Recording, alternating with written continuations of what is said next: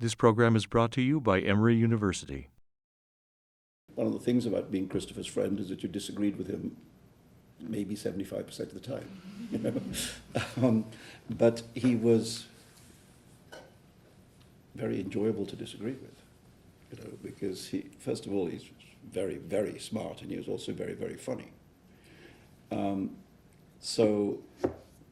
also he didn't mind being disagreed with. You could actually have really savage disagreements with him, and it didn't affect your friendship. Certainly at the time of the Iraq War, a lot of his friends disagreed with his support for that enterprise, and some of them disagreed very passionately with his support for it, including me. And you just had to decide. Somebody's been your friend for what was then more than 20 years, and okay, you're arguing about politics. Does that mean you stop being friends? And the answer was, in my view, of course not. But it doesn't mean you suppress the disagreement. But Christopher loved disagreement. Like when he wrote his book about God, or his book against God, God is not great. When he went on book tour, instead of doing the usual book tour where he did, where you would do readings and signings for your fans, he asked the publishers to find him adversaries everywhere he went. So he got kind of various religious figures, to meet him in different towns and to actually debate.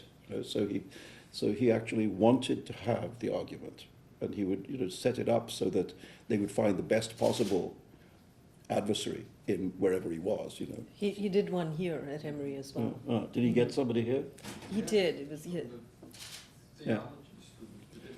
Yeah, but that's what it was in his nature to be a debater, and he's a very frightening person to debate because he's very, very good at it, with the most remarkable storehouse of information that he just carried around. So hard to win an argument with Christopher. Didn't mean you didn't have to try. But I don't know exactly what the influence on me. I can't say that there was a particular literary influence, but we were very, in terms of nonfiction, because Christopher never attempted fiction. Certainly, I valued his opinion, and if I was writing a political essay or something, I wanted to know what he thought of it. In fact, when I collected the second anthology of nonfiction, Step Across This Line, if you notice, it's dedicated to Christopher Hitchens. And that's why.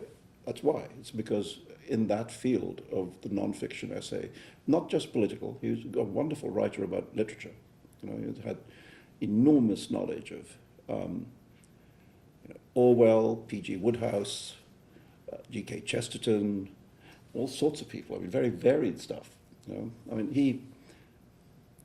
He and I used to have P.G. Wodehouse arguments where his ability to quote was always greater than mine.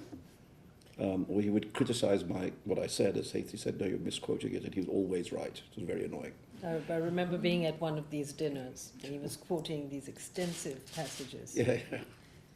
But of course, it's interesting, isn't it? Because Wodehouse, is a very Indian fetish. If you grow up in India, it's always P.G. Wodehouse and Agatha Christie, as that everyone's reading. Mm-hmm. Several students here have grown up in India. Have you been reading? That's true. Completely true.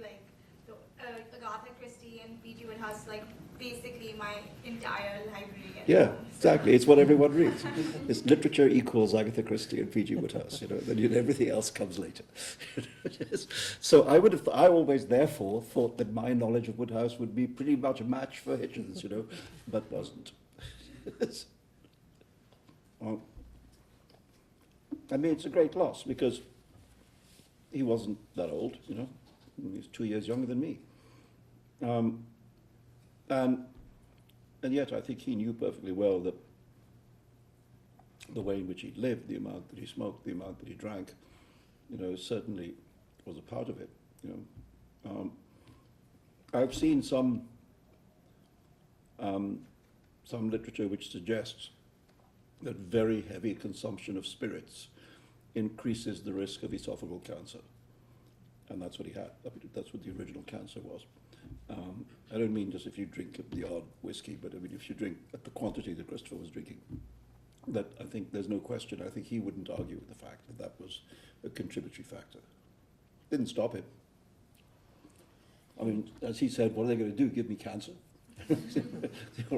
The preceding program is copyrighted by Emory University.